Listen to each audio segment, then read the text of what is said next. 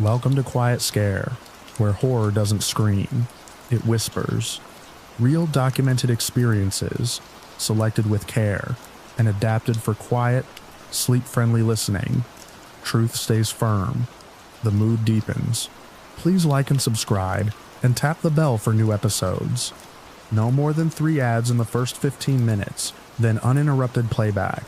Literary horror shaped from authentic accounts for sophisticated listeners. Sleep well and dream dark.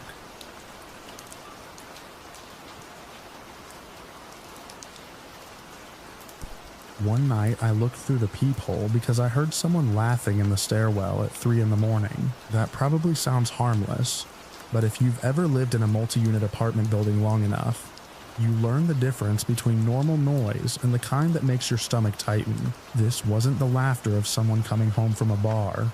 It wasn't a conversation. It was one person alone, laughing hard enough to echo through the concrete stairwell between floors. I remember standing barefoot in my apartment, staring through the peephole while the yellow hallway light spilled across the landing. The laughter stopped abruptly. Then I heard shuffling footsteps moving down the stairs. A few seconds later, silence. I went back to bed, but I didn't sleep much after that. The man making the noise lived on the 3rd floor. I'll call him Darren. Everybody in the building knew Darren. He was in his 40s and had lived there longer than most of us. When I first moved in, he seemed normal enough. Friendly, talkative, the kind of neighbor who always knew what was happening around the property.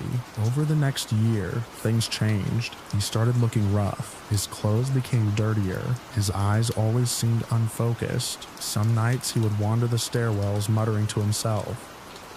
Other nights, he'd sit on the concrete steps, smoking and talking to people who weren't there.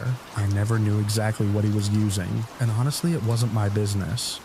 But everyone understood he had a serious substance problem. The property manager got complaints constantly. Doors slammed at strange hours. Arguments erupted in the parking lot. People reported hearing him pacing the stairs in the middle of the night. Sometimes I would wake up at 2 or 3 in the morning and hear him climbing up and down the stairwell for no apparent reason. The building itself wasn't terrible.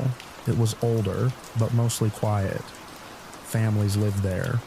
Retired people, a few college students. Most residents tried to ignore Darren. I was one of them. I never argued with him, never reported him, never got involved. I just wanted a peaceful place to live.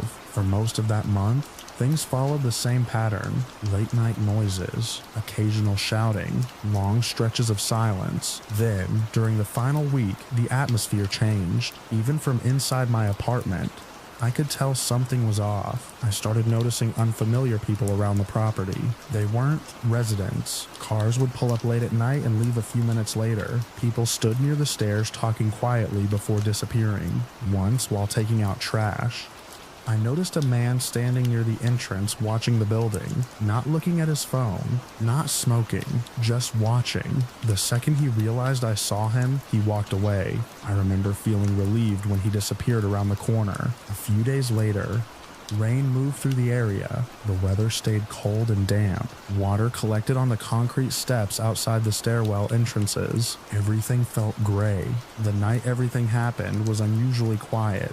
No yelling, no laughter, no doors slamming. I actually remember thinking the building seemed peaceful for once. Around 4 in the morning, I woke up needing water. As I walked toward the kitchen, I heard a sound outside, not loud, just a faint scraping noise, something dragging across concrete. I stood still.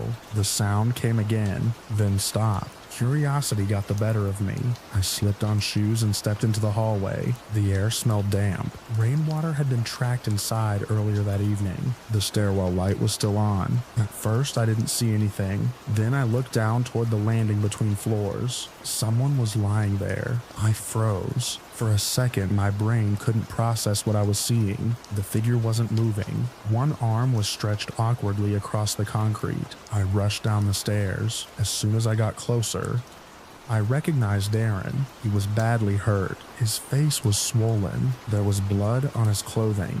His breathing sounded uneven. I immediately backed away and called emergency services. The dispatcher kept me on the line while help was sent. I remember pacing circles around the landing, While trying not to panic, the entire scene felt unreal. The stairwell I walked through every day suddenly looked different. The shadows seemed deeper. The silence felt wrong. Within minutes, medical personnel arrived. Their vehicles lit up the parking lot with flashing lights. Several residents emerged from their apartments. People gathered outside despite the cold weather. Nobody seemed to know what had happened. The medical team worked quickly. Eventually, they loaded Darren onto a stretcher and took him away. After they left, the building remained awake. Residents stood outside discussing theories. Some thought he had fallen. Others believed he had gotten into a fight somewhere else and stumbled back to the building. Nobody had answers. By sunrise, the stairwell had been cleaned, but the feeling remained. Every time I walked past that landing, I pictured him lying there. A few days later, I learned he had survived. The news spread quickly through the building. People seemed relieved. Even residents who disliked him didn't want to hear that he had died. Life slowly returned to normal. Then something happened that I still think about years later. I ran into Darren outside the building about 2 weeks after the attack. He looked thinner. His injuries were healing, but he seemed different, quieter, more alert. For the first time since I'd known him, he appeared completely sober. We talked briefly. I asked how he was doing. He shrugged. For several seconds, he stared toward the stairwell entrance. Then he told me he remembered part of what happened. Not everything, just one moment, one thing. I expected him to describe the attacker, maybe a face, maybe clothing, maybe a vehicle.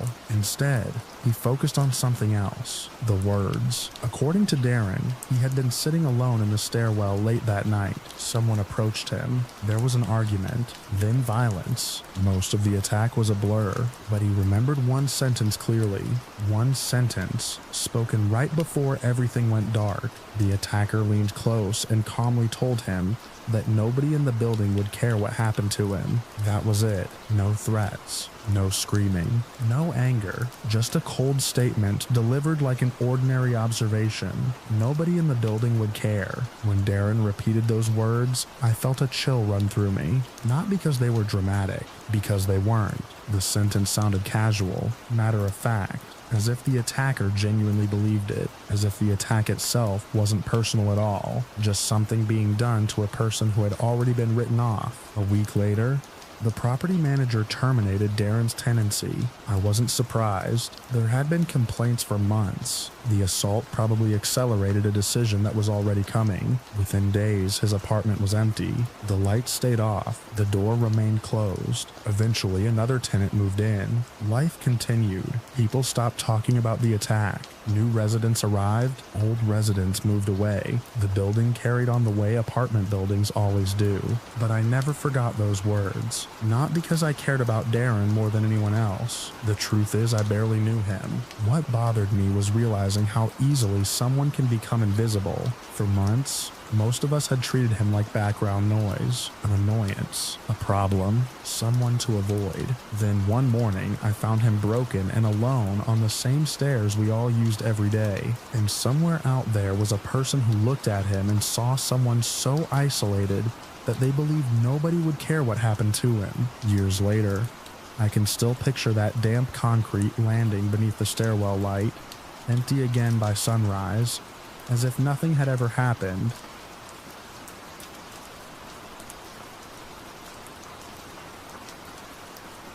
The strangest part of that night wasn't the police cars in my driveway or the footprints they found outside my house.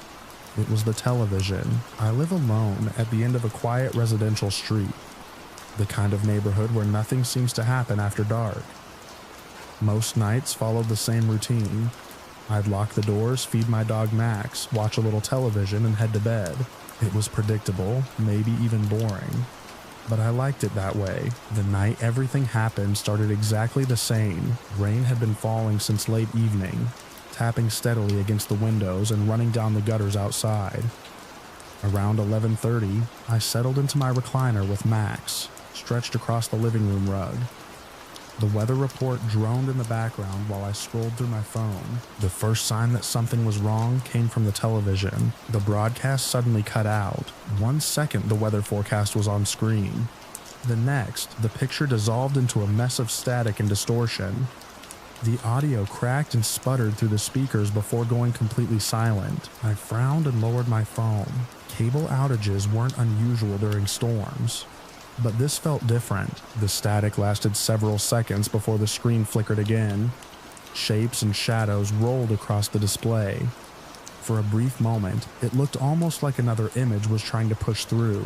Then everything went black. The room became strangely quiet. I grabbed the remote and changed channels. Nothing. Every channel showed either static or a blank screen. I muttered to myself and stood up to check the cable box. That was when Max got to his feet. Normally, thunderstorms made him nervous. He would pace or hide near the couch. Instead, he walked slowly toward the front of the house with his ears raised and his tail completely rigid. Something about the way he moved immediately caught my attention. He wasn't frightened. He was focused. I watched him cross the living room and stop beside the front window overlooking the street. His eyes stayed fixed on the glass. The hair along his back stood up. A low growl rumbled from deep in his throat. I looked through the window. Nothing. Just darkness. Rain. And the faint glow of streetlights reflecting off wet pavement. "What's out there?" I asked quietly. Max didn't move. His growl became deeper. I pulled the curtain aside farther and pressed closer to the glass. At first, I still saw nothing unusual. Then I noticed movement, not on the street. Closer, much closer. A dark shape seemed to slip past the edge of the window. I jerked backward. By the time I looked again, there was nothing there. The rain distorted everything beyond the porch light. Shadows shifted across bushes and tree branches. I told myself it was probably a trick of the weather, but Max wouldn't stop staring. He tracked something I couldn't see, back and forth, slowly, as if someone were moving along the front of the house. My stomach tightened. I checked the front door lock. Locked. I checked the deadbolt. Locked. Then I walked into the kitchen and looked through another window facing the side yard. Nothing. The rain had become heavier. Water streamed across the glass. Still, I couldn't shake the feeling that somebody was outside. I returned to the living room. The television remained black. Max had moved closer to the front window. His nose nearly touched the glass. Then he barked. One sharp bark, not the kind he made when delivery drivers arrived, not the kind he made at squirrels. This sounded different, urgent, warning. I stepped beside him and looked outside again. This time I saw it, a figure. Just for an instant, a person moved beyond the reach of the porch light near the corner of the house. The silhouette disappeared almost immediately. I froze. Every explanation I tried to come up with felt wrong. Nobody should have been walking around my property that late, especially not during heavy rain. I grabbed my phone. For several seconds I debated what to do. Maybe it was a neighbor. Maybe someone was cutting through yards. Maybe I was overreacting. Then another thought occurred to me. The television. The outage. The strange interruption. The timing suddenly felt less like a coincidence. I called the police. The dispatcher listened carefully while I explained what I had seen. The officer told me to remain inside and wait for a patrol unit. The next 15 minutes felt much longer. I turned off every light except the one above the kitchen sink. Max stayed near the front window the entire time. Occasionally he would shift position and stare toward a different section of the yard. Each movement made my pulse jump. I kept expecting to see someone standing outside, watching, waiting. Several times I thought I saw motion beyond the rain. Each time the darkness swallowed it. Eventually red and blue lights appeared at the end of the street. Relief washed over me. A patrol vehicle pulled into my driveway. An officer stepped out and approached the house. I opened the door only after he identified himself. The rain soaked his uniform almost immediately. I explained everything from the beginning. The television interruption, Max's behavior, the figure near the side of the house. The officer listened without interruption. Then he began checking the property. I watched from inside. His flashlight beam swept across the yard, the side of the house, the fence line, the bushes near the front porch. A second patrol car arrived shortly afterward. Now 2 officers were searching. Neither looked particularly concerned at first. That changed. One of them suddenly stopped near the utility box attached to the side of my house. The beam of his flashlight remained fixed on it. The other officer walked over. They examined something together. Then both officers looked toward the woods behind my property. A feeling of dread settled into my chest. Several minutes minutes passed before they returned. The first officer knocked on my door. When I opened it, his expression had changed. He asked whether anyone had permission to be on my property. I told him no. He nodded. Then he explained what they had found. Someone had tampered with the cable and utility connections running into the house. The access panel had been opened. Fresh marks were visible around the equipment. The officer believed it had happened recently. Very recently. My stomach dropped. The television interruption suddenly made sense. But that wasn't all they found. Near the utility area were muddy footprints. The prints led away from the house, toward the wooded section behind my backyard. The rain had already begun washing them away. But enough remained for the officers to follow the direction of travel. The officer asked if I had heard anything unusual before the television failed. I thought back. Nothing stood out except a faint metallic sound earlier in the evening, a noise I'd ignored completely. He nodded again. Neither officer speculated about motives. They didn't have to. Someone had been outside my house. Someone had interfered with the utilities. Someone had been close enough for Max to detect before I did. The officers continued searching the area for nearly an hour. They checked neighboring yards and nearby streets. No suspect was located. The rain had erased most of the evidence. Eventually, they completed their investigation and took a report. Before leaving, one officer recommended that I inspect all doors and windows again and consider installing additional security cameras. I assured him I would. After they left, the neighborhood became quiet once more. The flashing lights disappeared. The rain slowly weakened. The television eventually came back on. Channels returned one by one, as though nothing had happened, but the house felt different. Every room seemed unfamiliar. Every window felt exposed. I walked through the entire property before trying to sleep. The officers had secured the utility panel. The muddy footprints were gone. Only wet grass remained. Inside, Max finally relaxed. He curled up beside the couch and drifted to sleep. I wish I had been able to do the same. Instead, I sat awake for hours replaying everything. The interrupted broadcast, the figure near the corner of the house,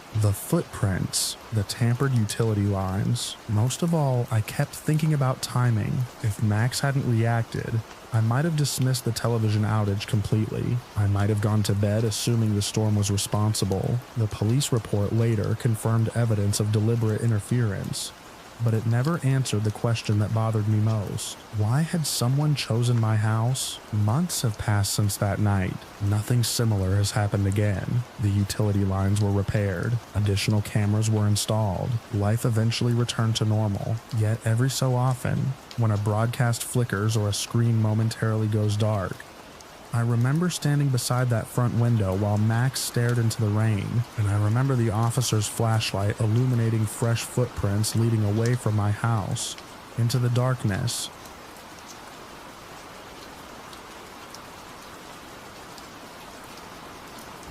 One of the first things I did after moving was throw away a piece of paper. It wasn't important to anyone else. Just a sheet with my new address written on it, folded into quarters and tucked inside my wallet. I remember standing over the kitchen trash can in my new apartment, tearing it into tiny pieces before dropping it in. Then I called the few friends I still trusted and asked them for a favor. Don't tell them where I live. At that point, it had already been years of strange messages. Years of new accounts appearing after I blocked the old ones. Years of seeing his name show up in places it shouldn't have been. Nothing illegal enough to get anyone involved. Nothing dramatic enough to make for a good police report. Just a constant presence that refused to disappear. I never dated him. I never even knew him particularly well. That's what made it so unsettling. We had crossed paths through mutual friends when we were younger. We attended some of the same gatherings, exchanged a few conversations. That was it. But somehow, somewhere along the way, he became fixated on me. At first, it seemed harmless. A few messages that felt overly familiar. Comments on photos. Questions about where I was going or who I was spending time with. Then it escalated. He began showing up at places he shouldn't have known about. Friends would mention seeing him at restaurants after I'd posted pictures there. He somehow learned details about trips I had planned. he knew where I worked despite me never telling him. I started locking down every social media account I had. For a while that helped. Then the fake profiles started. Every few months a new account would appear. Different name, different photo, same person. Sometimes he'd pretend to be someone else entirely. Sometimes he'd just stare silently from a profile with no information attached to it. The worst part was the waiting. I'd block one account and spend weeks wondering when the next one would show up. Eventually I got tired of wondering. That's when I decided to move. I wasn't running from him specifically. At least that's what I told myself. I wanted a fresh start, a different city, a quieter life. Still, when the moving truck pulled away and I stood in front of my new apartment building, I felt something I hadn't felt in a long time. Relief. The location wasn't public. My address wasn't listed online. Only a handful of people knew where I lived. I made it very clear that none of them should share it. Most didn't even ask why. They already knew. Everyone around me had witnessed enough over the years. Life finally settled down after that. Months passed, then a year, then another. No strange messages, no suspicious accounts, no unexpected friend requests, nothing. For the first time in a very long time, I stopped thinking about him. I built a routine, made new friends, started enjoying normal things again. When I heard a notification sound from my phone, my stomach no longer dropped. The fear faded slowly. Then one evening it came rushing back. I was sitting on my couch after work when my phone buzzed. At first I ignored it. Then it buzzed again and again. I picked it up expecting to see a group chat. Instead I saw 3 separate messages from different friends, each one asking some variation of the same question. Had I seen it? I had no idea what they were talking about. One of them sent me a screenshot. The moment I opened it, my chest tightened. His name was at the top. Not a fake account, not a copy. His actual profile. The image attached to the post showed a framed photograph sitting on a concrete surface. A hammer lay beside it. The next image showed shattered glass. The photograph underneath had been destroyed. Across the caption he had tagged my account. There was no direct threat, no explanation, no context. Just my name, the picture, the destruction, and dozens of people seeing it. I stared at the screen for several seconds. Then I checked the date. The post had gone up less than an hour earlier. My hand started shaking. Part of me wanted to believe it wasn't about me, but there was no realistic explanation for why my account had been tagged. I clicked on the comments. Most people seemed confused. A few mutual acquaintances had asked what the post meant. He hadn't responded to any of them, just left the images there for everyone to see. I blocked the account immediately. Then I sat in silence. The old feeling was back. That feeling of someone standing just outside your field of vision. Someone who refuses to let go. Over the next few days, more information surfaced. Friends began reaching out individually, not because I asked, because they were concerned. One friend admitted that he'd received strange messages from him months earlier. Another said he'd noticed him bringing me up in conversations despite not having spoken to me in years. Someone else revealed that he'd become known among certain mutual contacts for obsessively checking my online activity whenever my name appeared somewhere. The stories came from people who didn't even know each other. Different circles, different places, same observations. That realization disturbed me more than the post itself. If one person notices unusual behavior, maybe they're mistaken. If 5 people notice it independently, that's something else. One night I sat at my dining room table reading through messages from friends. Outside, rain tapped softly against the windows. The apartment was quiet except for the hum of the refrigerator. I remember looking around the room and feeling suddenly vulnerable. Not because I thought he knew where I lived, because I realized how much effort I'd invested in making sure he never could. Years had passed. An entire chapter of my life had gone by. Yet somehow he was still thinking about me, still watching, still finding ways to insert himself into my life. The post eventually disappeared. Whether he deleted it or a platform removed it, I never found out, but the damage was already done. It reminded me that distance doesn't always solve a problem. Sometimes people carry their fixations with them indefinitely. After that incident, I tightened everything again. New privacy settings, new account restrictions, Fewer public posts. I became more careful about photos that revealed locations, more careful about who could view my information. It felt frustrating, like taking a step backward, but I wasn't willing to ignore the warning. A few months later, another friend contacted me unexpectedly. We hadn't spoken in a long time. During our conversation, he casually mentioned running into him. The moment the name came up, my stomach dropped. Then he said something that stuck with me.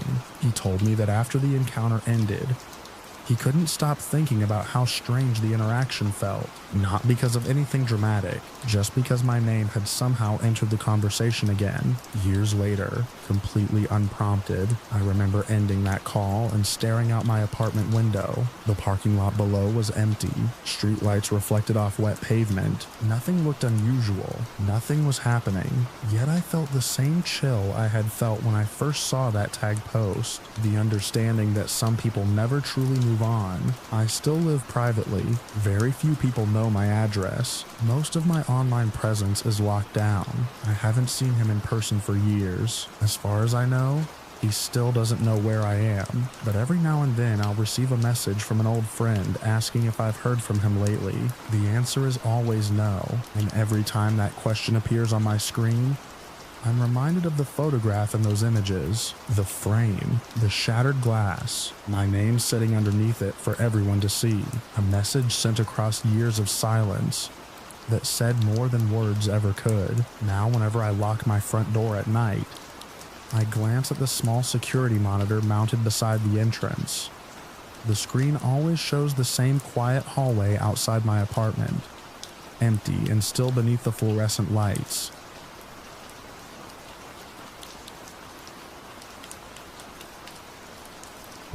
The first time he knocked on my door, it felt like the kind of thing decent people are supposed to respond to. I was carrying groceries up the cracked concrete walkway to our townhouse when I noticed him standing across the street, watching the row of homes. The neighborhood wasn't wealthy, but it wasn't struggling either. It was one of those dense urban housing developments where everyone lived close enough to hear arguments through open windows and lawnmowers on Saturday mornings. He crossed over before I reached my front door. His clothes were dirty. Not filthy, just worn. He looked tired, nervous. He asked if we had any food to spare. I remember balancing a bag of groceries against my hip while listening to him. There was nothing threatening about him then.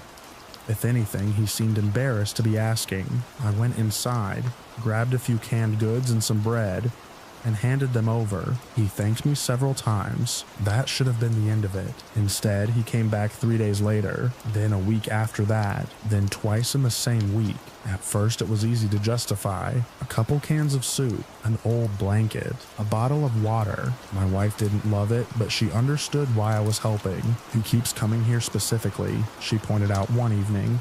While we cleaned up after dinner, I looked out the window toward the street. He probably knows we'll answer. That's exactly what worries me. I brushed the concern aside. At the time, I still saw him as someone who needed help. The problem was that each visit became slightly different from the last. The requests became more specific. He didn't ask whether we had food anymore. He asked what kind of food we had. He didn't ask if we had spare clothes. He wanted particular items. One afternoon, he asked if I could give him cash instead. When I declined, his expression changed for just a second. Not anger, disappointment mixed with irritation. Then it vanished. He thanked me and left, but I noticed it. Months passed like that. Every time I thought the visits were slowing down, he returned. The pattern became part of life. A knock at the door, a request, a short conversation, something handed over, then silence until the next visit. Neighbors started mentioning him too. One family had stopped answering when they saw him coming. Another told me he'd begun knocking repeatedly if nobody responded immediately. That information should have been enough for me to recognize what was happening. Instead, I convinced myself that helping was still the right thing to do. I didn't want to become the kind of person who ignored someone in obvious need. The turning point happened on a humid summer evening. My wife and I were eating dinner when a sudden pounding rattled the front door. Not a knock, A pounding. The sound echoed through the house. Both of us froze. Another series of impacts followed immediately.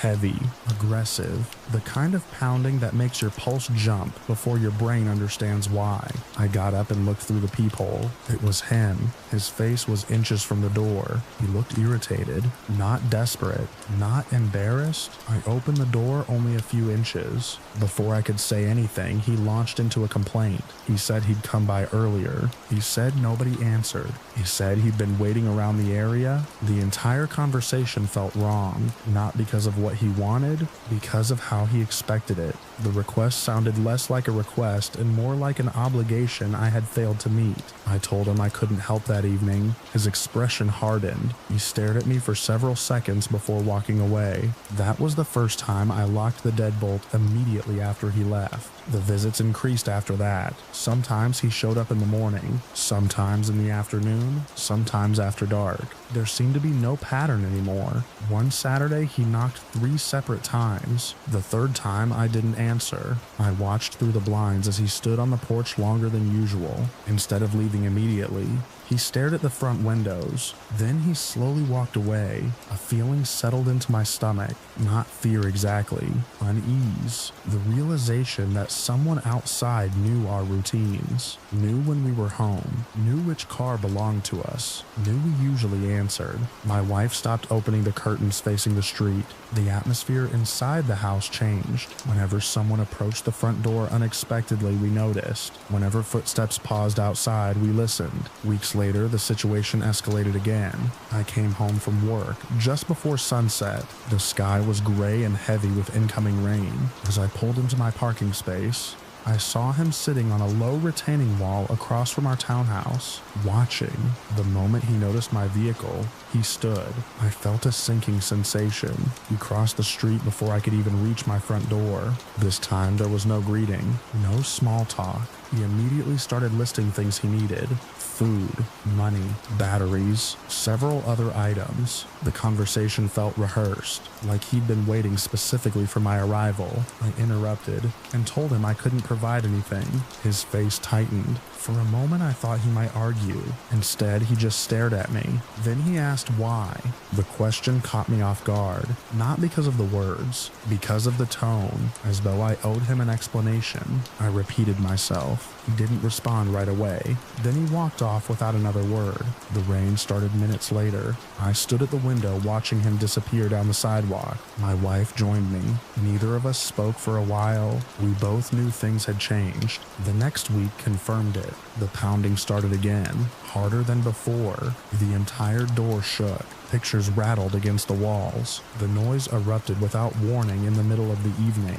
I looked through the peephole. There he was. The moment he saw movement inside, he pounded again. My heart immediately started racing. Not because I thought he would break in, because normal people don't do that. Normal people don't strike someone's front door with that kind of force because they want something. I stepped back from the entrance. My wife whispered that we shouldn't answer. For the first time, I agreed instantly.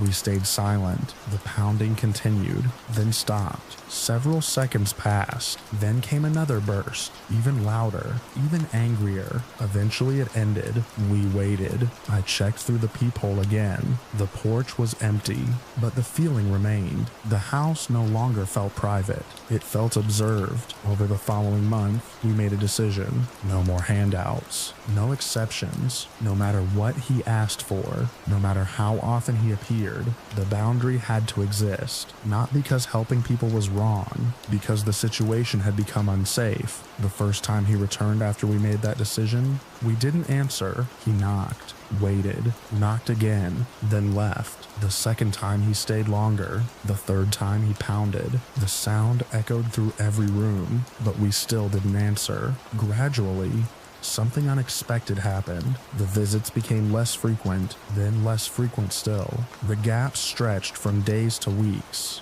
weeks to months. Eventually, he stopped coming altogether. I never learned where he went. I never learned whether he found someone else willing to provide what he wanted. I never learned whether there was a deeper reason behind the escalation. What stayed with me wasn't anger. It wasn't even fear. It was the uncomfortable lesson that compassion without boundaries can slowly transform transform into something else. Every step had seemed small while it was happening. One bag of groceries, one spare blanket, one favor, then another, then another. By the time the pounding started, the situation already felt bigger than anything we intended to create.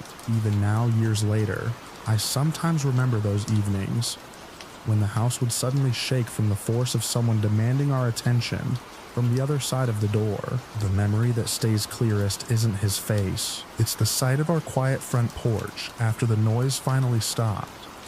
The empty concrete lit by a street lamp, while the deadbolt remained locked.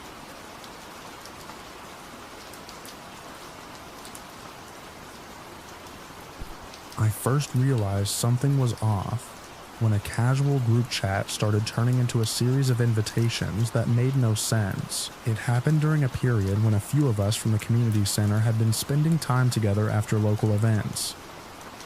Nothing serious. We weren't close friends, just acquaintances who ended up in the same circles often enough to recognize each other. We would talk after volunteer projects, grab coffee after meetings, and occasionally organize small gatherings at public places around town. One of those acquaintances was a guy named Ryan. At first, he seemed normal enough. Maybe a little awkward, maybe a little too eager to fit in.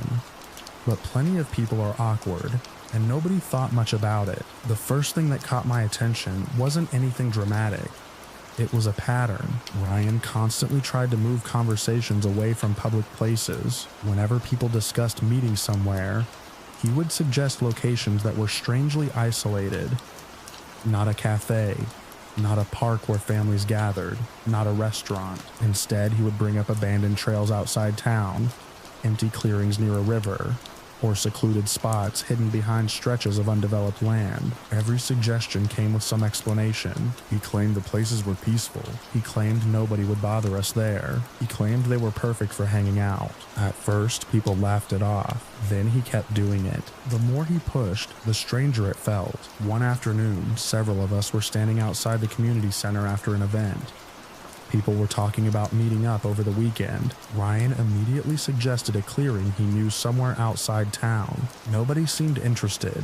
One person joked that it sounded like the setting of a bad crime documentary. Everyone laughed. Ryan didn't. His expression changed instantly. The smile disappeared. He became defensive in a way that felt disproportionate to the joke. He started insisting people were judging him unfairly. He complained that nobody ever trusted him. The conversation became uncomfortable fast. What stood out wasn't that he was upset. It was how quickly he became upset. The reaction felt rehearsed, like he had expected resistance before anyone even gave it. Afterward, I found myself thinking about it longer than I should have. I couldn't identify a specific reason. I just knew something felt wrong. Over the next few weeks, I started paying closer attention. Once I began noticing things, it became difficult to ignore them. Ryan had a habit of pushing past conversational boundaries. People would signal discomfort, and he would continue anyway. Someone would change the subject and he would steer it back. Someone would clearly decline an invitation, and he would continue pressuring them to reconsider. Nothing crossed into overt threats. Nothing was openly criminal, but there was a persistent disregard for other people's comfort. One evening, I watched him corner a newer member of our group near the parking lot. The conversation looked uncomfortable from the beginning. The person kept glancing toward the building. Their posture was tense. Ryan kept stepping closer whenever they shifted away. Eventually, another friend walked over and interrupted. The relief on the person's face was immediate. That image stayed with me. The next major red flag appeared during a group gathering at a public park. Several people were sitting at picnic tables talking. The atmosphere was relaxed. Families were nearby. Children were playing on a field in the distance. It was the kind of ordinary setting where everyone felt comfortable. Ryan spent most of the afternoon trying to convince people to leave the park and go somewhere else. Not later, immediately. He repeatedly mentioned a secluded area outside town, the same place he had been promoting for weeks. Every refusal seemed to irritate him. At one point, he made a comment that caused the entire conversation to stop. The remark wasn't threatening. It wasn't explicit, but it was highly inappropriate. The kind of statement that makes people exchange silent looks because nobody wants to repeat it afterward. A heavy silence settled over the group. Someone changed the subject. Another person stood up and walked away. Ryan responded by becoming defensive again. He insisted everyone was misunderstanding him. He claimed people were too sensitive. He complained that nobody appreciated his sense of humor. The atmosphere never recovered. Afterwards, several of us discussed it privately. For the first time, everyone seemed to be arriving at the same conclusion independently. Nobody trusted him. Nobody could point to a single event that justified cutting him off. Instead, it was dozens of smaller incidents accumulating into something impossible to ignore. I started noticing that people naturally avoided being alone with him. Meetings became group-only situations. People made excuses when he invited them somewhere. Nobody announced these decisions. They happened organically. That alone said a lot. One evening, I received a direct message from Ryan. He invited me to meet him at the secluded clearing he had been talking about for months. Just me? The message immediately made me uncomfortable. I politely declined. A few minutes later, another message arrived, then another, then another. Each one became slightly more insistent. He wanted to know why I wouldn't come. He wanted specific reasons. He wanted an explanation. The conversation felt less like an invitation and more like an interrogation. When I finally stopped responding, the messages continued for a while before ending. The next day, he acted as though nothing had happened. That bothered me almost as much as the messages themselves. There was a disconnect between his behavior and his perception of it, or at least the perception he presented. A week later, I learned he had invited several other people individually to the same location. Every invitation followed the same pattern: private message, secluded area, pressure after refusal, defensiveness when questioned. The consistency was what alarmed me most. If it had happened once, I might have dismissed it. Repeated over and over, it became impossible to view as coincidence. Around that time, I made a decision. I stopped engaging with him entirely. I stopped responding to messages. I declined invitations. I avoided situations where I might end up alone with him. Several friends made similar choices. The strange thing was how much relief came with that decision. I hadn't realized how much tension had been building in the background until it disappeared. For a while, nothing happened. Months passed. Ryan gradually became less involved with community activities. His attendance dropped.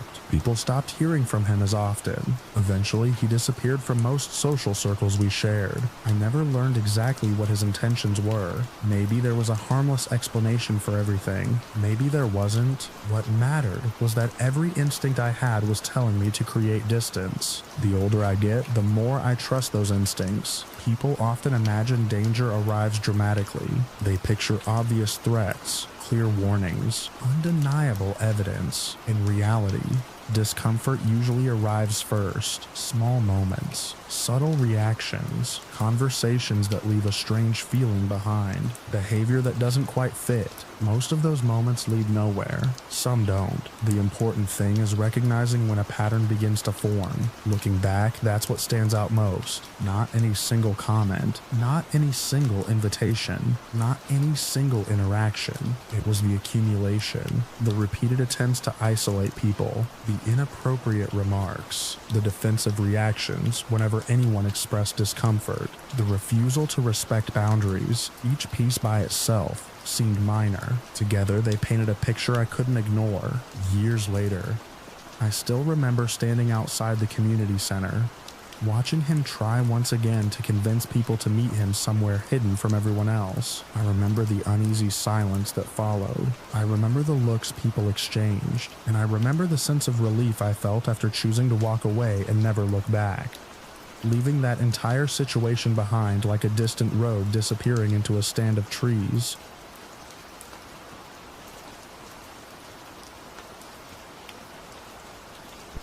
I noticed the car because it had passed me 3 times in less than 15 minutes. I was standing under a dim bus stop light on the edge of a wide city street close to midnight, holding my duffel bag and checking my phone every few minutes. The ride I had counted on had fallen through unexpectedly, and I was stranded with no way home except whatever transportation I could arrange at that hour. The street wasn't completely deserted. Cars occasionally rolled through the intersection, their headlights washing over the pavement before disappearing. A convenience store sat across the road with its lights still on, but it was closed behind locked glass. Beyond that, the blocks looked empty. The dark sedan first caught my attention when it slowed as it approached the bus stop. I remember glancing up from my phone and watching it drift by. The driver seemed to turn his head toward me before continuing through the intersection. At the time, I didn't think much of it. People look at strangers all the time. A few minutes later, I saw the same car again. It came from the opposite direction this time. The sedan slowed near the curb, almost as if the driver was deciding whether to stop. Instead, it continued forward and disappeared around the corner. That was enough to make me uncomfortable. I checked my phone again. No rides available nearby. The commercial transit service I usually relied on showed long wait times. I shifted my bag closer and tried to stay near the brightest part of the sidewalk. The city felt different that late at night. During the day, the area was busy with people heading to work, waiting for buses, and walking between shops. Now the same street felt stretched out and exposed. Every passing vehicle sounded louder. Every empty stretch of pavement seemed longer. Then the sedan appeared again. The third pass removed any doubt that it was the same vehicle. The headlights approached slowly. The car rolled by at almost walking speed. I couldn't see much through the windshield because of reflections from the streetlights, but I could tell the driver was looking directly at me. A knot formed in my stomach. When the car disappeared again, I immediately called my relative. I didn't want to overreact, but I also didn't want to ignore what felt wrong. The call connected after a few rings. I explained where I was and why I was stuck there. I also mentioned the sedan. At first, I heard concern in their voice. Then I heard action. They told me to stay where there were lights. They said they would arrange a commercial transit ride themselves and come wait with me until it arrived. Just hearing that someone was coming made me feel less alone. The wait still felt long. I stood under the bus stop shelter and kept scanning both directions of the street.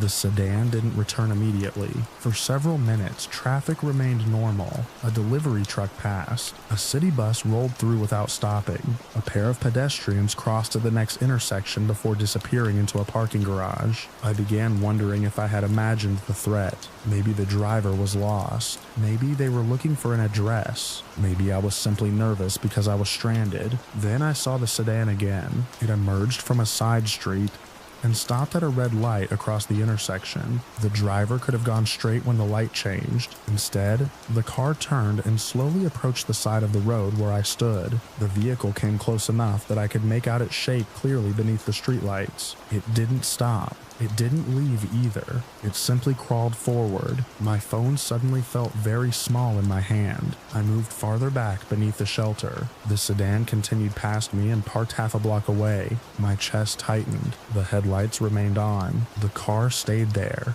waiting. I looked away for a moment to send my relative an update. When I glanced back, the sedan had moved again. Now it was driving slowly toward the intersection, not leaving, circling, watching. The feeling that settled over me wasn't panic. It was something colder, the realization that someone else's actions had started influencing every decision I made. I found myself tracking the vehicle constantly, checking mirrors, watching reflections in windows, looking over my shoulder every few seconds. The driver never approached directly. That almost made it worse. The uncertainty left room for every possibility. Several minutes later, my relative arrived. The relief hit me immediately.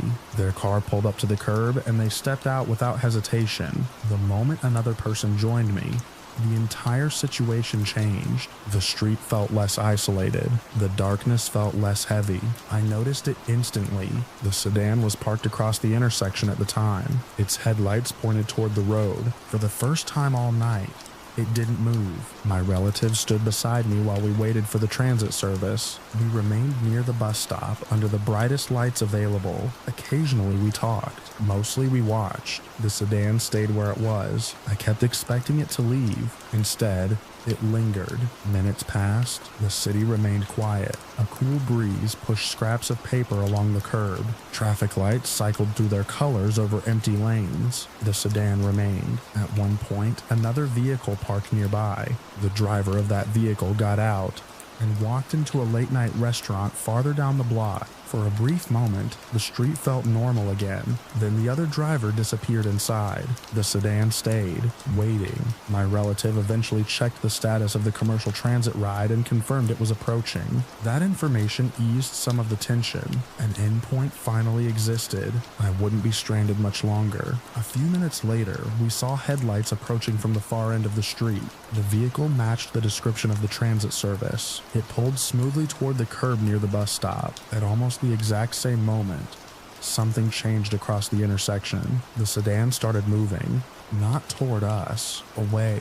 The driver accelerated through the green light and continued down the road without slowing. No hesitation, no circling, no final pass, just dawn. I remember watching the taillights shrink into the distance. The timing felt impossible to ignore. The driver had remained nearby while I stood alone. The driver had continued lingering while I waited. The driver had stayed even after my relative arrived. But the moment a commercial transit vehicle stopped beside us and another witness was present, the sedan finally left. The transit driver helped load my bag. I thanked my relative before getting inside. As we pulled away from the curb, I looked back through the window one last time. The bus stop stood beneath the yellow streetlight. My relative remained there for a moment before returning to their own vehicle. The intersection was empty. The sedan was nowhere in sight. I never learned who the driver was or what they wanted. Maybe there was an explanation. Maybe there wasn't. What I know is simple. I was stranded and alone late at night. Someone kept watching. Someone kept returning. And the moment I wasn't vulnerable anymore, they disappeared.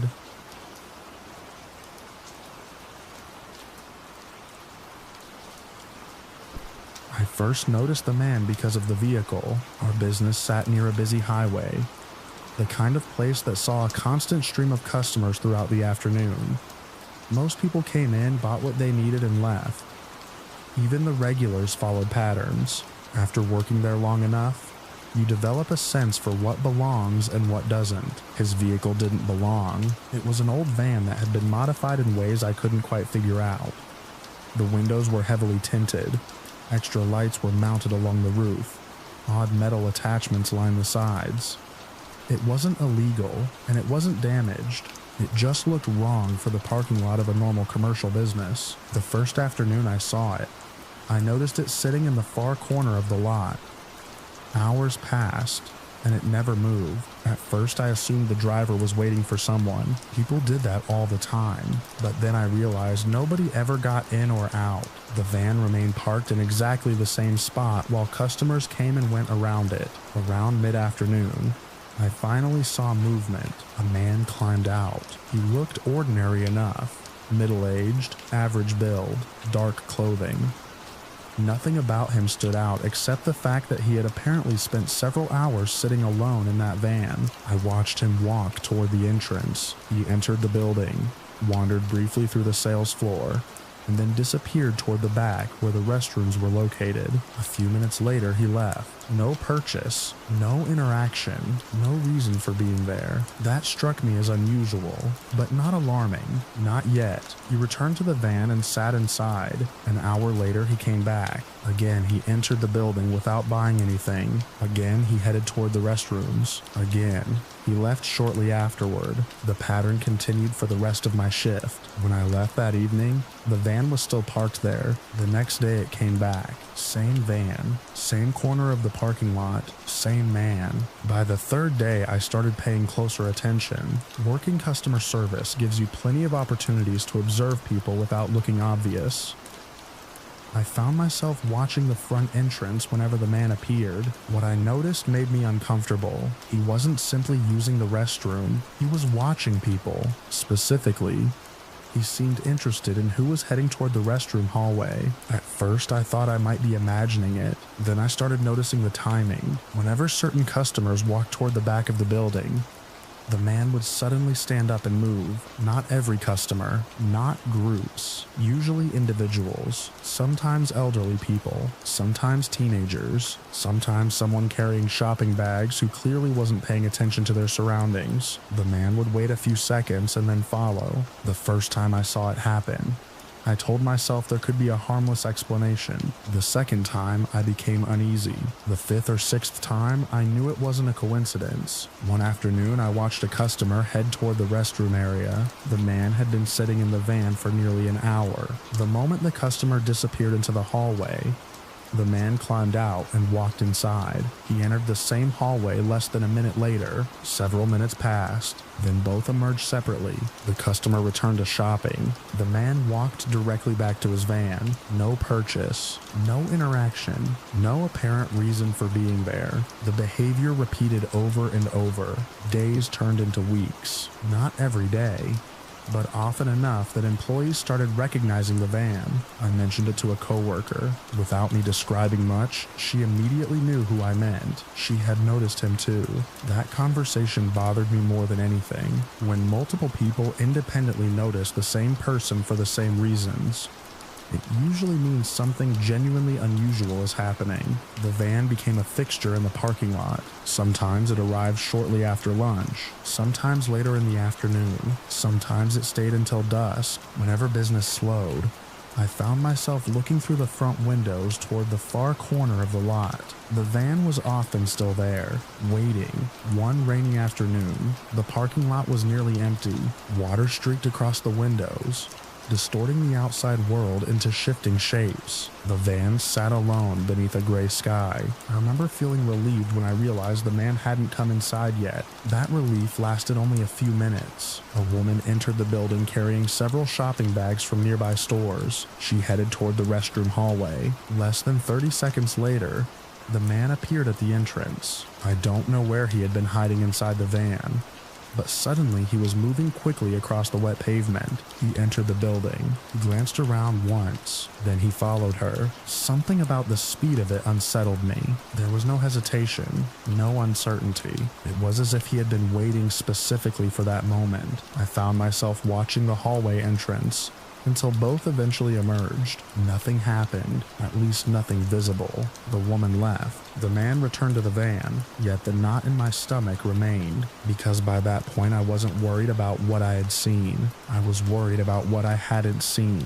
Customers only experienced brief moments around him. Employees saw the larger pattern. We saw him arrive. We saw him wait. We saw him return day after day.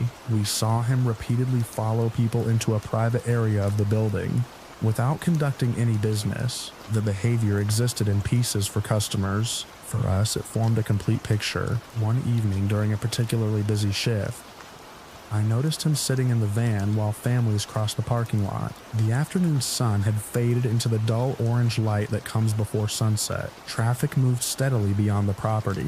People pushed carts toward their vehicles. Everything looked normal. The man remained motionless behind the windshield. I remember thinking how strange it was that someone could spend so many hours doing absolutely nothing visible. Then a customer entered the building alone. A few minutes later, the man followed. I watched him disappear down the hallway again. The feeling that settled over me wasn't fear. It was frustration. I wanted an explanation. Any explanation, even a harmless one. Something that would make the weeks of observation fit into an ordinary category. But every possibility fell apart when measured against the pattern. Nobody accidentally spends weeks following strangers into restrooms. Nobody repeatedly parks for hours without conducting any business. Nobody creates that many coincidences. As employees, there wasn't much we could do based solely on suspicion. We could observe, we could document, we could remain aware. So that's what I did. I paid attention. I watched. I learned where the van usually parked. I learned how long it typically stayed. I learned to recognize the man the moment he stepped out. The more familiar the pattern became, the more unsettling it felt, because familiarity should make something less alarming. Instead, each repetition reinforced the same question. Why? I never got an answer. The man eventually stopped appearing. 1 week passed without the van, then another, then months. No explanation, no confrontation, no dramatic ending, just absence. Even now, years later, I still remember that vehicle whenever I see someone lingering too long in a parking lot. Most people are exactly what they appear to be. Most unusual behavior has an ordinary explanation, but every so often you encounter something that refuses to fit. A person who spends weeks watching strangers, a vehicle that waits for hours without purpose, a pattern that grows more concerning the longer you observe it. What stays with me isn't a specific incident. It's the realization that danger doesn't always announce itself. Sometimes it sits quietly in the corner of a parking lot, hidden behind tinted glass, waiting for people to stop paying attention.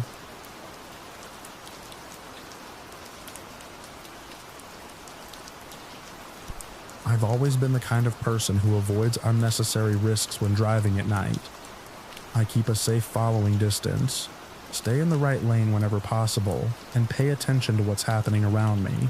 That habit is probably the reason I got home safely one night that still makes me uneasy whenever I think about it. It happened during a late drive home after visiting a friend in a neighboring town. The roads were mostly empty, and the darkness seemed heavier than usual.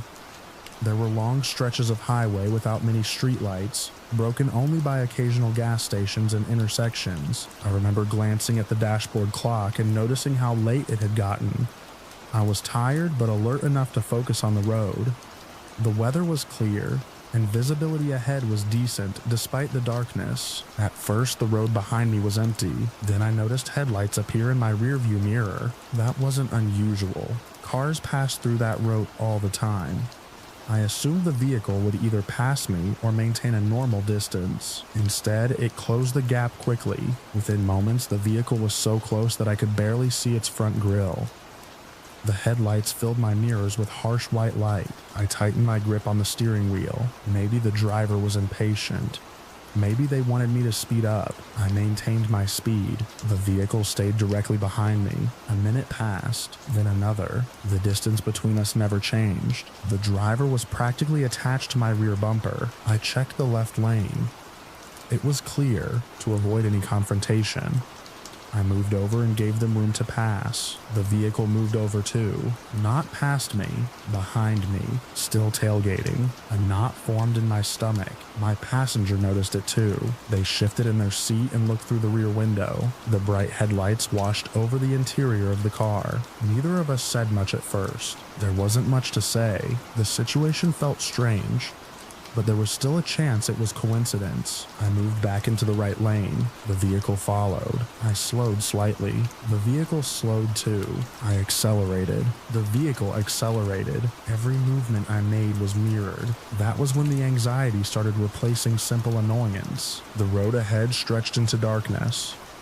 There were few other cars around us. I looked again in the mirror. The driver remained impossible to see. The headlights were too bright. A few seconds later, the light suddenly became even more intense. My mirrors exploded with glare. The inside of my vehicle lit up, as if someone had pointed floodlights through the rear window. I immediately adjusted the mirror angle downward. It barely helped.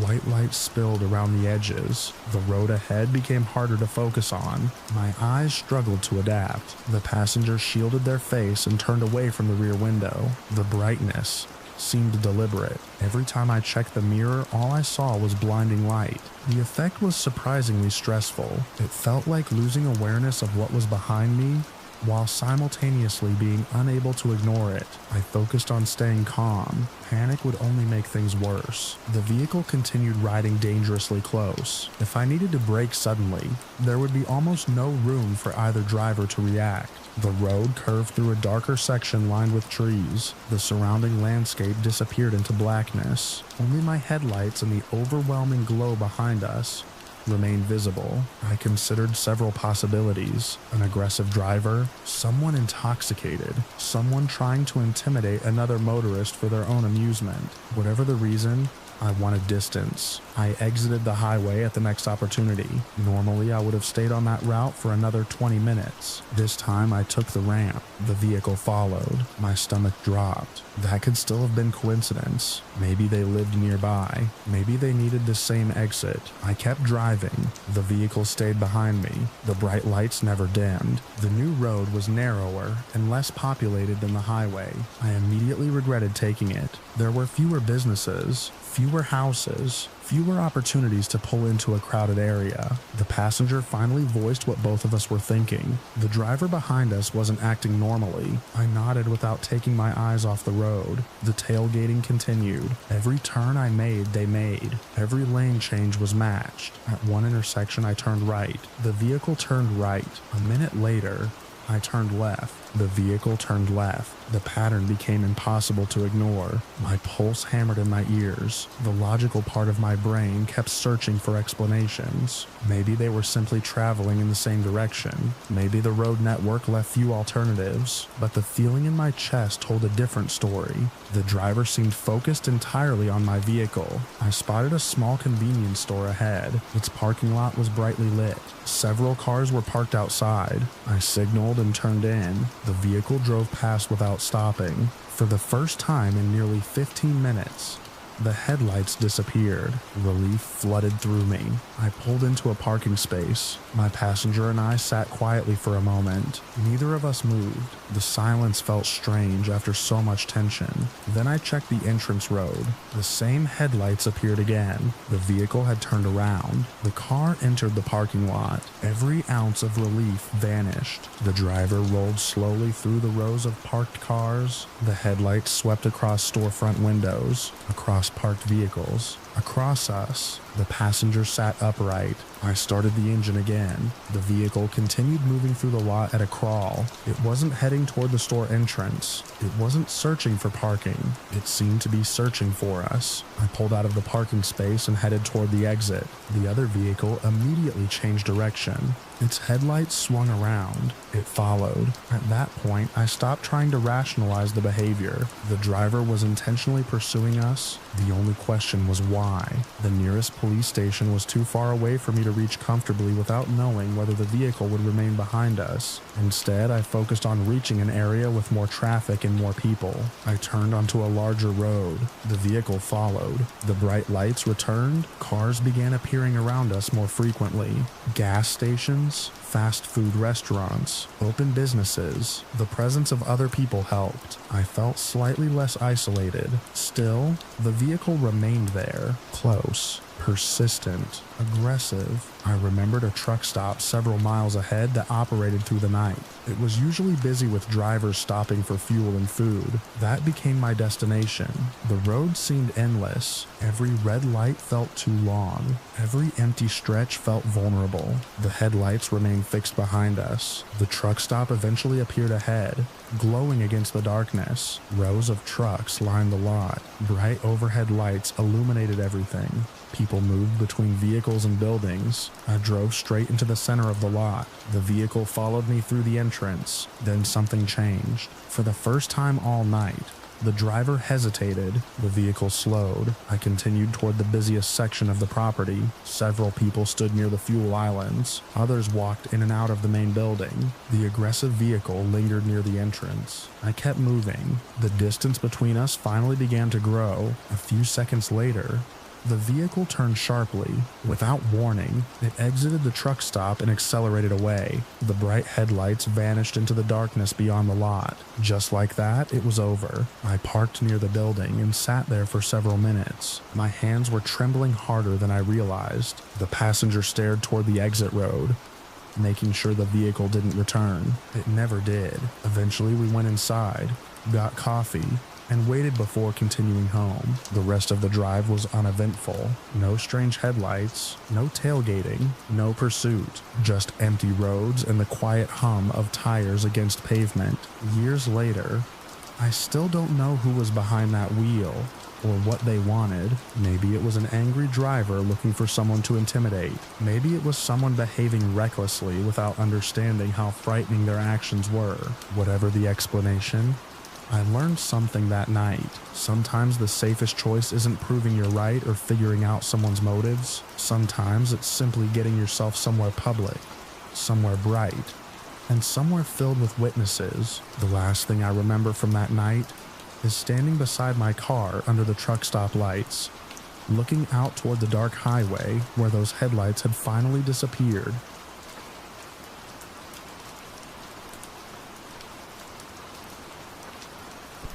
The first thing that put me on edge was how normal everything looked. I had checked into the hotel just before sunset, after a long day of meetings. I travel often for work, and after enough years of living out of suitcases, most hotels start to blur together. This one was a newer business hotel near a convention center, with clean hallways, bright lighting, and keycard access on every floor. Nothing about it felt unsafe. Around 8 that evening, I was sitting at the small desk in my room answering emails. The television was on low volume in the background. I had room service containers stacked neatly beside the trash can, and I was looking forward to getting some sleep before another day of presentations. I got up to adjust the thermostat when movement outside caught my attention. My room had a viewing portal in the door, and as I crossed the room, I happened to glance through it. A man was walking slowly down the corridor. At first, there was nothing remarkable about that. Hotels are full of people coming and going. But something about the way he moved made me stop. He wasn't heading toward a room. He wasn't carrying luggage. He wasn't looking at his phone. Instead, he was moving at an unusually slow pace. While looking closely at the doors on both sides of the hallway, I stood there for a moment, watching. The corridor was empty except for him. The man would stop briefly at one door, continue walking, pause again, then move on. It reminded me of someone trying to locate a specific room number, except he never appeared to find what he was looking for. Eventually, he disappeared around the corner. I shrugged it off. Maybe he was confused. Maybe he had the wrong floor. I returned to my laptop and continued working. About 15 minutes later, I heard footsteps again. This time they stopped directly outside my room. I looked through the viewing portal. The same man stood facing my door. My stomach tightened immediately. He wasn't checking a room number. He wasn't knocking. He was standing completely still. The hallway lighting reflected off the polished surface of the door opposite mine, and I could see his face turn toward my room. I stepped back instinctively. For several seconds, nothing happened. Then he looked down at something in his hand, a card. My first thought was that he had mistaken my room for his own. Hotels are confusing. It happens. I almost opened the door to tell him he probably had the wrong room. Thankfully, I didn't. The man raised the card toward the lock. A soft electronic beep sounded. The handle moved. My heart jumped. The door remained locked. He tried again. Another beep, another attempt. The handle shifted slightly before returning to its original position. I backed away from the door. At that point, I knew this wasn't a misunderstanding. He wasn't checking room numbers. He was trying to get inside. I grabbed my phone and immediately called the front desk. The employee answered quickly. I explained what I was seeing while keeping my eyes on the viewing portal. The man remained outside. The employee's tone changed the moment I mentioned someone attempting to unlock my room. She asked me to stay inside and confirmed she was contacting hotel security. I remember pacing between the desk and the bed while watching the door. The hallway suddenly felt much closer than it had a few minutes earlier. The room that had seemed comfortable now felt exposed. The man looked down the corridor several times. Each time he did, he seemed to be checking whether anyone was approaching. Then he tried the lock again. The electronic beep sounded for a third time. I heard the mechanism click briefly. My chest tightened. The lock held. He stepped back. For a moment, I thought he was leaving. Instead, he remained there, staring at the door. I had traveled alone for years and had never experienced anything like it. Business travel teaches you to be aware of your surroundings, but it also creates a false sense of routine. Most nights are predictable. You check in, answer emails, sleep, and leave. That evening shattered that assumption. Several minutes passed. The man finally started walking away. Relief washed over me. Then I realized he wasn't leaving the floor. He was moving farther down the corridor and stopping at other doors. The pattern was exactly the same as before. Pause, look, move. Pause again. I watched him disappear around the corner. The front desk called back shortly afterward. They informed me that security personnel were on the way to investigate. I thanked them and stayed inside. The waiting felt endless. Every small sound from the hallway made me tense. The elevator doors opening, footsteps in the distance, the rolling wheels of luggage carts. Each noise seemed louder than normal. About 10 minutes later, I heard multiple sets of footsteps approaching. I looked through the portal again. 2 hotel security employees were moving through the corridor. They were speaking quietly while checking room numbers. I opened the door only after they identified themselves. Even then, I kept the security latch engaged. One employee asked me to describe the individual. I explained everything I had observed from the first moment I noticed him walking through the hallway. The second employee took notes. They thanked me and continued down the corridor. I closed the door and locked it again. For a while, the hallway remained active. Security personnel moved back and forth several times. At one point, I heard another conversation near the elevators. Later, local authorities arrived. I only knew because I saw them through the viewing portal speaking with hotel staff. The presence of authorities was reassuring, but it also confirmed that the situation was being treated seriously. The rest of the evening became a blur of waiting. I couldn't focus on work anymore. My laptop remained open on the desk, but the screen eventually went dark from inactivity. I sat on the edge of the bed listening. Hours seemed to pass. Eventually, another hotel employee called my room. She informed me that authorities had completed an initial investigation of the area, and that additional patrols would continue throughout the night. She couldn't provide details. I understood. There were probably limits on what she was allowed to share. Still, hearing that patrols would continue did little to calm me. I kept thinking about the moment the handle had moved. The sound of the electronic beep replayed in my head. If I had opened the door when I first assumed the man was confused, the entire situation might have unfolded differently. That thought stayed with me. Around midnight, I checked the corridor one final time. It was empty. Bright overhead lights illuminated the carpet and identical rows of doors. Everything looked ordinary again, yet the normal appearance somehow felt unsettling. A few hours earlier, that same corridor had seemed harmless. Now I understood how quickly circumstances could change. I barely slept. Every noise woke me. Every distant footstep pulled my attention toward the door. Morning finally arrived through a narrow gap in the curtains. The daylight immediately made everything feel less threatening. When I checked out later that day, I spoke briefly with the manager. He thanked me for reporting the suspicious activity and assured me that security procedures had been reviewed. I appreciated the professionalism, but I left with a different perspective on business travel. Hotels are designed to feel temporary and anonymous. Most guests never think twice about the people passing their doors. I know I didn't. Now, whenever I travel, I pay attention to small things that I once ignored. The quiet movement in a hallway, the person lingering where they shouldn't, the sound of a lock being tested. Years have passed since that night, but I still remember standing in that room, staring through the viewing portal while a stranger tried to gain access to my door, and the bright corridor stretching empty beyond him.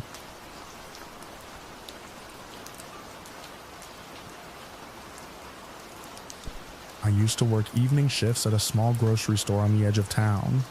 It wasn't a bad job. The pay was decent for someone my age, and the bus route stopped close enough that I could get home without needing a car. Most nights followed the same pattern. I would clock out, walk a few blocks to the transit stop near the highway, and wait under the shelter until the next bus arrived. The night this happened started out completely normal. I remember stepping outside just after closing and noticing how empty everything felt. The air was cool, and the highway traffic created a constant rushing sound in the background. The businesses around the stop had mostly shut down for the night. A few lights glowed from distant storefronts, but the area itself was quiet. The bus shelter sat beside a long stretch of road, with an empty parking lot behind it. Normally, there were at least a few other people waiting. That evening, I was alone. I checked the transit app on my phone and saw that my bus was running late. That immediately put me in a bad mood. Late buses meant longer waits, and longer waits meant standing around in a place that already felt isolated. I sat on the bench and scrolled through my phone to pass the time. A few minutes later, I noticed 3 people walking along the sidewalk from the direction of the highway. At first, I paid little attention. People passed through that area all the time, but something felt off. Instead of continuing past the stop, They slowed down, then they stopped. All three of them were staring at me. I looked away and pretended not to notice. The shelter suddenly felt much smaller. I remember hearing the traffic behind me and realizing there was nobody else nearby. No cars were pulling into the lot. No pedestrians were approaching from either direction. Just me and them. I stood up and moved closer to the edge of the shelter, hoping the bus might appear. It didn't. The three individuals began walking toward me. My stomach tightened. One of them called out to get my attention. I ignored it. Another voice followed. Then another. The tone wasn't friendly. I could hear the hostility immediately. I turned and started walking down the sidewalk, hoping they would lose interest. Instead, they followed. The sound of their footsteps remained behind me. When I glanced over my shoulder, they were still there. One of them made a comment about stopping me. Another threatened to hurt me if I kept walking away. The words hit me like ice water. I knew immediately that this wasn't a misunderstanding. These people wanted me scared, and it was working. I pulled out my phone and called my older cousin. He answered almost immediately. The moment I heard his voice, I felt a small amount of relief. I explained where I was and told him I thought I was being followed. As I spoke, I kept walking. The people behind me realized I was on the phone. That didn't discourage them. If anything, it seemed to irritate them. The threats became louder. They began moving faster. My cousin told me to keep talking and not hang up. He asked where the nearest open business was. I looked ahead and spotted a gas station several blocks away. Its bright lights stood out against the darkness surrounding the road. I told him what I saw. He instructed me to head straight there. I could hear concern in his voice. That made the situation feel even more real. Part of me had still hoped I was overreacting. The aggressive shouting behind me destroyed that illusion. The three people continued following. Every time I looked back, they seemed a little closer. I tried to stay calm. Running immediately felt like the wrong move. I didn't want to trigger a chase. Instead, I kept a steady pace and stayed on the phone. The gas station looked frustratingly far away. Its lights never seemed to get closer. The highway noise mixed with the voices behind me, creating a constant wall of sound that made it difficult to think. One of the individuals moved ahead of the others and tried to close the distance. That was the moment fear truly took over. There was no doubt anymore. They weren't just yelling. They were actively trying to corner me. I started moving faster. So did they. My cousin told me he was already driving toward my location. He asked if I could see any employees inside the gas station. I could. The building was still open. Several vehicles sat near the pumps. People were inside. For the first time since leaving work, I saw a realistic path to safety. I headed straight for it. The group behind me reacted immediately. Their pace increased. So did mine. The distance between us felt dangerously small. I remember gripping my phone so tightly that my hand hurt. The gas station entrance finally came into reach. I crossed the parking lot and went directly inside. The bright lights felt almost shocking after the darkness outside. Several customers stood near the registers. An employee was stocking shelves. The normalcy of the scene felt surreal. I moved toward the center of the store and stayed on the phone. The people who had followed me stopped outside. Through the windows, I could see them lingering near the entrance. They weren't trying to hide what they were doing. They stared through the glass. Every instinct told me not to leave. My cousin arrived less than 10 minutes later. It felt much longer. When his vehicle pulled into the lot, I finally exhaled. He came inside first rather than having me walk out. Together, we contacted law enforcement and explained everything that had happened. Officers arrived shortly afterward. By then, the group had left the immediate area. I gave a description of each person and explained the route they had taken from the transit stop. The officers took the report seriously. That surprised me. I had expected the situation to end with a brief conversation and nothing more. Instead, they spent considerable time gathering information. My cousin drove me home afterward. I barely slept. Every time I closed my eyes, I pictured those figures standing outside the gas station windows. The following weeks were uncomfortable. I changed my transit routine. I became hyper-aware of strangers at bus stops. Every delayed bus felt like a potential problem. The sense of vulnerability lingered long after the actual danger had passed. Then I received an unexpected call. An investigator informed me that several individuals matching the descriptions from my report had been identified during a separate criminal investigation.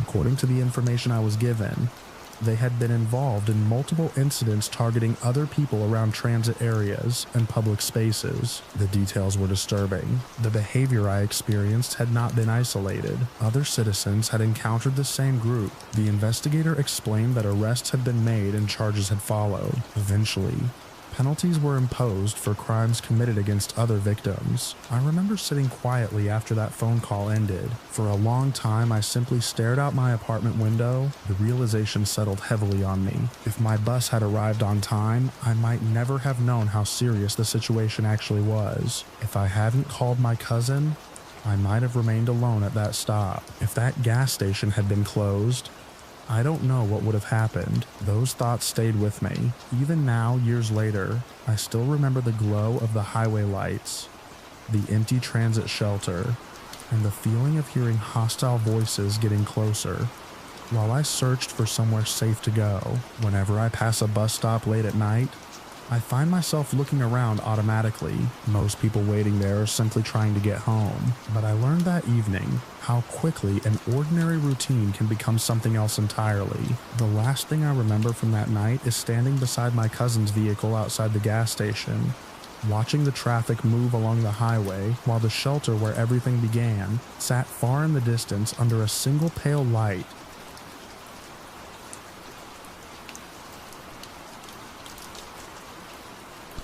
I started noticing him because of the window. Our house sat alone at the end of a dirt road surrounded by fields and patches of woods. At night there were no street lights, no nearby houses, and almost no sounds except wind moving through grass. My bedroom was on the ground floor facing the backyard. I was young enough that I still left toys scattered across the floor, and old enough to know that something standing outside my window at midnight shouldn't be there. The first time I saw him, I was lying awake during a summer night, after a thunderstorm had passed through. Moonlight spilled across my room. I rolled over and happened to glance toward the window. A man was standing outside. He wasn't moving. He wasn't knocking. He was just staring in. For a few seconds, I couldn't understand what I was seeing. My brain tried to turn him into a tree branch or a shadow. Then clouds shifted and pale moonlight caught his face. I pulled the blanket over my head. When I finally looked again, he was gone. The next morning I told my mother. She listened while making coffee and eventually told me it was probably a dream. I had always had a vivid imagination. I read scary books. I watched horror movies when I wasn't supposed to. She seemed completely certain that what I had seen wasn't real. By the end of the day, I almost believed her. Then it happened again. A few nights later, I woke suddenly for no reason. The room felt strangely cold. I looked toward the window. The same man stood there. This time I could see him more clearly. He looked older than my parents. He wore dark clothes. His posture was stiff, almost awkward. I froze. He stared into my room for several seconds before stepping sideways and disappearing into darkness. I didn't sleep for the rest of the night. When I told my mother again, she became slightly concerned but still assumed I was having nightmares. She checked outside the following morning and found nothing unusual. Days turned into weeks. The sightings continued. Sometimes he appeared outside the window. Sometimes I would wake and catch a glimpse of a figure moving through the hallway outside my room. Every time I reported it, the explanation remained the same. Bad dreams, an overactive imagination, stress. I started questioning myself. During daylight, everything felt normal. Our house seemed safe. My family acted as though nothing was wrong, but every night I dreaded going to sleep. The worst incident happened late in the summer. I woke in complete darkness. At first I thought the room was empty. Then I realized I couldn't see the doorway. Something was blocking it. I sat up slowly. A man stood between my bed and the exit. For several seconds, neither of us moved. The moonlight from the window outlined his shape. He was real. He wasn't outside anymore. He was inside my bedroom. I remember feeling a kind of panic so intense that it became strangely quiet. I couldn't scream, I couldn't move. He stood directly over my bed, close enough that I could see details of his face, close enough that I knew I had never seen him before. The doorway behind him was completely blocked. There was nowhere for me to run. Then, without saying a word, he turned. He walked across the room. He opened the bedroom door, and he left. The entire encounter lasted less than a minute. I stayed awake until sunrise. That morning, I was shaking when I told my mother what had happened. This time, she searched the house. She checked every door and every window. Everything appeared locked. There was no sign of forced entry. Her concern faded once again. Mine didn't. After that night, I began sleeping with a lamp on. It didn't help. A week later, I woke during another rainy night and noticed something different. The floor near my bedroom window looked dirty. At first, I thought mud had somehow been tracked in by one of us. When morning arrived, I looked closer. There were footprints. Not one or two. Several. They stretched across part of the floor near the window and toward the hallway. I stared at them for a long time. Then I ran to get my mother. For the first time, she looked genuinely frightened. The prints were obvious. They weren't old stains. They weren't marks from shoes left by family members. Fresh dirt had been pressed into the floorboards. Someone had been inside. Someone other than us. Everything changed after that. My mother called other relatives. The house was searched thoroughly. Doors, windows, and storage areas were checked repeatedly, while adults discussed possibilities. I sat quietly and listened. One conversation eventually led somewhere unexpected.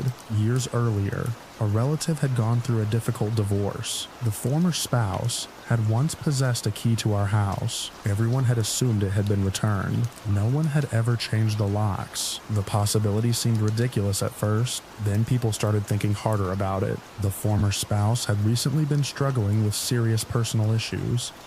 Family members had become increasingly worried about unusual behavior and isolation. The more details surfaced, the more uncomfortable everyone became. Someone finally decided to test the theory. The locks were changed immediately.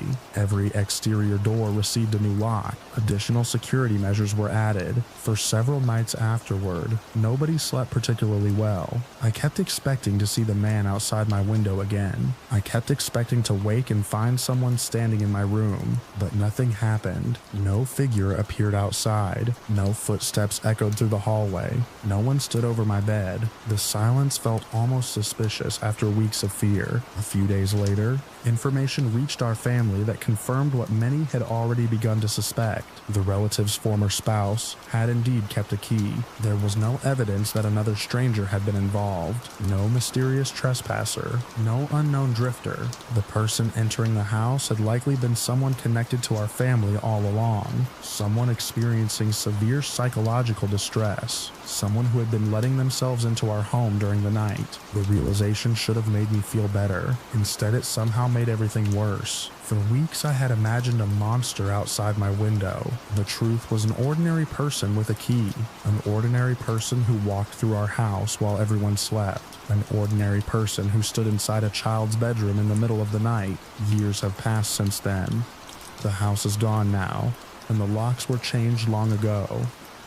Most of the details have faded except for one image that remains perfectly clear. Moonlight across my bedroom floor. The doorway blocked. A silent stranger standing over my bed before turning and walking away.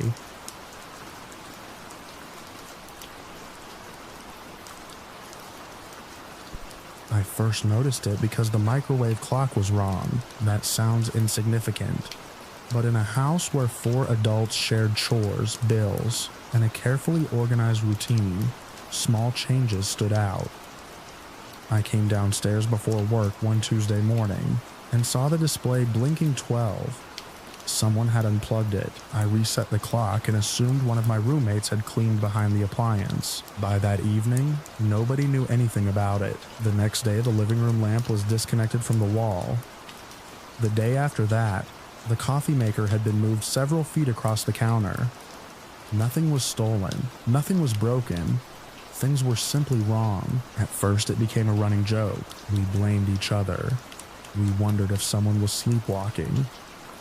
One roommate suggested that maybe we were all just distracted and not remembering where we'd left things. I wanted to believe that explanation. The house sat in a quiet suburban neighborhood on a street where almost nothing happened. It was the sort of place where people left bicycles in front yards and forgot to lock garage doors. The idea that somebody was entering our home felt ridiculous. Still, the disturbances continued. One evening, I came home from work and found the television unplugged. The cord was neatly coiled beside the stand. The neatness bothered me more than if it had been yanked out. Whoever did it had taken their time. My roommates noticed the same pattern. Random household items would be adjusted, disconnected, or relocated by small amounts. A dining chair would face the wrong direction. A hallway light bulb would be loosened just enough not to work. A kitchen cabinet would be left hanging open. Every incident was minor. Together, they felt deliberate. Over the next several days, conversations around the house shifted from confusion to uneasiness. People started texting each other questions while away from home. Did you move this? Did you unplug that? Were you here earlier? The answer was always no. One Friday evening, both of my roommates left town for the weekend. One was visiting family. The other had gone to attend a friend's birthday gathering in another city. I stayed behind because I had work early Saturday morning. The house felt unusually quiet after they left. Around 10 that night, I was sitting on the couch watching television when I heard a sound upstairs, a soft scrape. I muted the television and listened. Nothing. The house settled around me. Air moved through the vents. The refrigerator hummed. Then another sound came, a faint thump, directly above me. I stared at the ceiling. The logical explanation arrived immediately. Old houses make noise. Wood expands. Pipes shift. But I couldn't ignore one fact. I was supposed to be alone. I grabbed my phone and walked to the bottom of the stairs. The upstairs hallway was dark. I listened for nearly a minute. Silence. Eventually, I convinced myself I was being paranoid. I returned downstairs. About half an hour later, I heard what sounded like a door closing somewhere inside the house. Not loudly, just enough to catch my attention. This time, I got up immediately. I checked the kitchen. Nothing. I checked the laundry room. Nothing. Then I heard something that made every muscle in my body tighten. A voice. A woman's voice. Faint, muffled by walls and distance. I couldn't make out words. I only knew it was there. The sound lasted a few seconds and stopped. I stood frozen in the hallway. The television remained muted behind me. The entire house seemed to be holding its breath. My first thought was that the sound had come from outside. Maybe a neighbor, maybe someone walking past. But it had sounded internal, contained, like it had originated somewhere upstairs. I slowly climbed the staircase. Each step felt louder than normal. When I reached the landing, I looked down the dark hallway. Every bedroom door appeared closed. The bathroom door was open. No lights were on. I checked each room, one by one. Empty. Closets. Under beds. Bathroom. Nothing. No person. No source for the voice. Eventually, I convinced myself that sound travels strangely at night. I locked my bedroom door before going to sleep anyway. The next morning, I woke up exhausted. Before leaving for work, I noticed something else. The thermostat setting had changed, only by a few degrees. Enough to notice, not enough to explain. I left for work with an uncomfortable feeling that stayed with me all day. That evening, I told my roommates what had happened. They didn't laugh. One of them admitted hearing unexplained noises earlier in the week. The other mentioned finding a bedroom door open after being certain it was closed. For the first time, nobody suggested we were imagining things. A few days later, one roommate's relative came over to help install a replacement deadbolt on a side entrance. The original lock had been sticking. What happened next changed everything. The relative removed the lock mechanism and immediately frowned. He called us over. The metal around the lock showed unusual marks. Fresh scratches, tiny gouges. damage hidden beneath the hardware. He asked whether we'd recently locked ourselves out. None of us had. Then he pointed out something else. The marks were concentrated around the keyway. Not random damage, signs of manipulation. I remember the silence that followed. Nobody wanted to say the obvious possibility out loud. Someone had been picking the lock. The realization transformed every strange incident from the previous week. The unplugged appliances, the moved furniture, the sounds, the voice. None of it felt harmless anymore. That night, we checked every door and window in the house. Everything appeared secure, but security suddenly felt like an illusion. For several days afterward, we became hyper-aware of everything. We photographed rooms before leaving. We checked locks repeatedly. We compared notes. The feeling of being watched settled over the house like humidity. Then one evening, while discussing possibilities around the kitchen table, a name surfaced, a former associate. The connection came from one of my roommates. The moment the name was mentioned, everyone stopped talking. I knew who they meant. We all did. The person had been part of our social circle years earlier, not a close friend, more someone who lingered around mutual acquaintances. The relationship eventually collapsed because of repeated boundary issues, showing up uninvited, refusing to leave when asked, appearing unexpectedly in places where people happened to be. Nothing criminal that we could prove, just a long history of behavior that made others uncomfortable. I hadn't thought about that person in months. Then my roommate reminded us of several incidents, arguments, hostile messages, strange encounters after the friendship ended. The pieces started fitting together, not perfectly, but enough to form a picture. A few days later, another detail emerged. One roommate discovered that the former associate still knew certain information about the house layout from previous visits years earlier, information that wasn't public, knowledge of room locations, knowledge of entrances, knowledge of our schedules. The more we talked, the more the suspicion grew. What disturbed me most was the nature of the intrusions. Nothing valuable had been taken. The disturbances seemed designed to create uncertainty, to make us notice, to make us question ourselves. That matched the pattern we remembered from past interactions. Subtle behavior, attention-seeking behavior, actions that created discomfort while remaining difficult to prove. We never caught anyone inside the house. We never saw a face. We never obtained video evidence. What we had was a trail of events that pointed increasingly toward one person. After replacing locks and tightening security measures, the disturbances stopped completely. No more unplugged appliances, no more shifted furniture, no more unexplained changes. The silence should have been reassuring. Instead, it felt strange, like the end of a conversation we never wanted to have. Months have passed since then. The house is quieter now, safer, at least on paper, but I still notice little things. Whenever I walk past the side door, I glance at the lock. Whenever I hear a sound upstairs while I'm alone, I stop and listen, and every time I reset the microwave clock after a power outage, I remember standing in that kitchen staring at a blinking display, unaware that someone might already have been inside our home.